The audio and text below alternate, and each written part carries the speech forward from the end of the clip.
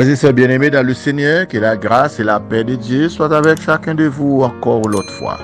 Je dis pour nous, c'est un grand privilège pour nous rencontrer ensemble autour de la grande table spirituelle pour nous capables de partager la parole de Dieu. Sans plus tarder, nous invitons, on va suivre lecture parole bon Dieu avec nous dans Jean chapitre 14, verset 15 au verset 17 pour la gloire de Dieu. Si vous m'aimez, gardez mes commandements. Et moi, je prierai le Père, et il vous donnera un autre consolateur, afin qu'il demeure éternellement avec vous. L'esprit de vérité que le monde ne peut recevoir, parce qu'il ne le connaît pas, parce qu'il ne le voit pas, et vous le connaissez, car il demeure avec vous, et il sera en vous. Le thème de notre étude encore pour aujourd'hui, c'est toujours le Saint-Esprit est en action dans la vie chrétienne. Le Saint-Esprit est en action dans la vie chrétienne. Thème ça, c'est un thème qui est extrêmement riche. Nous avons toujours parlé de lui parce que le Saint-Esprit, c'est le don suprême de Dieu à ses enfants. Bon Dieu baille tout le monde qui existe sous la terre, tout bagaille pour vivre, pour koyo. Mais cet esprit, il pas baille à tout le monde, il baille seulement à ça qui appartenait à Dieu, à ça qui petit bon Dieu. Ça fait dans Jean, chapitre 1er, verset 12, verset 11, 12, 13.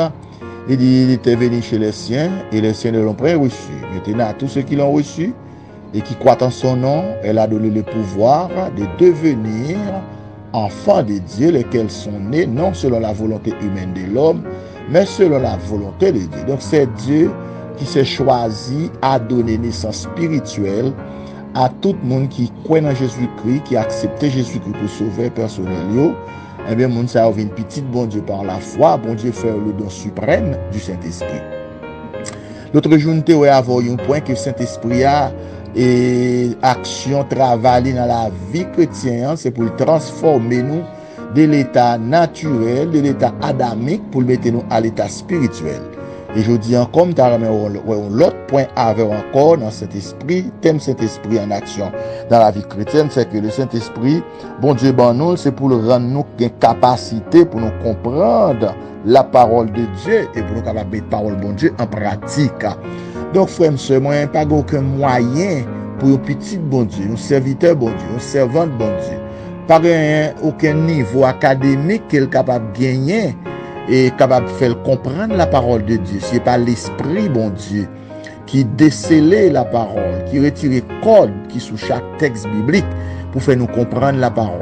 Parce que cet esprit a la même nature avec bon Dieu, il a même caractère avec bon Dieu, il est égal avec bon Dieu, en nature et en caractère. Donc ça veut dire que cet esprit a bon Dieu pas bon nous sans objectif, sans but. Bon Dieu pas bon nous cet esprit là comme si pour les beaux plaisirs de nous donner le Saint-Esprit comme bon Dieu bon nous de l'eau pour nous boire, nous connaît de l'eau pour nous boire, pour nous faire lessive, pour nous faire lavage corps, pour nous faire toutes sortes de nettoyage. De l'eau avec nos premières nécessités dans une caille. Donc le bon sens naturel que bon Dieu bon nous capable de faire nous comprendre rôle, valeur, importance de l'eau à gagner dans une caille. Il en est de même tout pour cet esprit à que bon Dieu bon nous. Lorsque cet esprit a dans la vie nous, il rend nous une capacité non seulement pour nous comprendre la parole de Dieu et pour nous capables de mettre la parole de bon Dieu en pratique dans la vie nous. Dans Jean chapitre 13 verset 17, Jésus dit ou heureux parce qu'on connaît bagaille ça pourvu que vous mettez en pratique, pourvu que vous appliquez, pourvu que vous pratiquez. Donc l'on comprend, l'entend des paroles bon Dieu, ou comprendre parole bon Dieu par le Saint-Esprit qui habite dans nous-mêmes, ou une possibilité pour faire une bonne application, pour faire une bonne pratique, parce qu'on comprend la parole là. Et c'est cet esprit bon Dieu capable de faire comprendre la parole bon Dieu. Si ça me dit là, pas ça, mes frères et sœurs, eh bien, tout le monde qui fait des grandes études dans de grandes universités à travers le monde, il est capable de comprendre la parole bon Dieu. mais niveau études académiques, yon moun, li pas capable de faire comprendre la parole de Dieu si pas Saint-Esprit, bon Dieu, qui habite dans lui-même. Donc, les bon Dieu, bon nous, Saint-Esprit, li bon nous, pour nous capables de comprendre la parole de Dieu, parce que Saint-Esprit, c'est une force. Saint-Esprit, c'est Dieu. Saint-Esprit, c'est une personne invisible. Saint-Esprit, l'aile dans la vie, nous, lui ouvre l'intelligence, nous, pour nous capables, ouais, à qui bon Dieu nous a marché, pour nous capables de comprendre qui bon Dieu nous a servi. Et Saint-Esprit n'a pas gagné capable de remplacer dans la vie, nous. Et ça fait lui en action, lui à l'œuvre, là travail, à un but, à un objectif. L'autre jour, nous parlé que cet esprit a le recevoir, l'a fait un travail de transformation et l'a pris de l'état adamique naturel pour le mettre à la ressemblance de Dieu. Et je dis encore, nous, ouais, et cet esprit a non seulement l'a transformé nous, mais l'a fait nous une capacité pour nous comprendre l'évangile. L'a développé capacité nous pour nous comprendre volonté bon Dieu.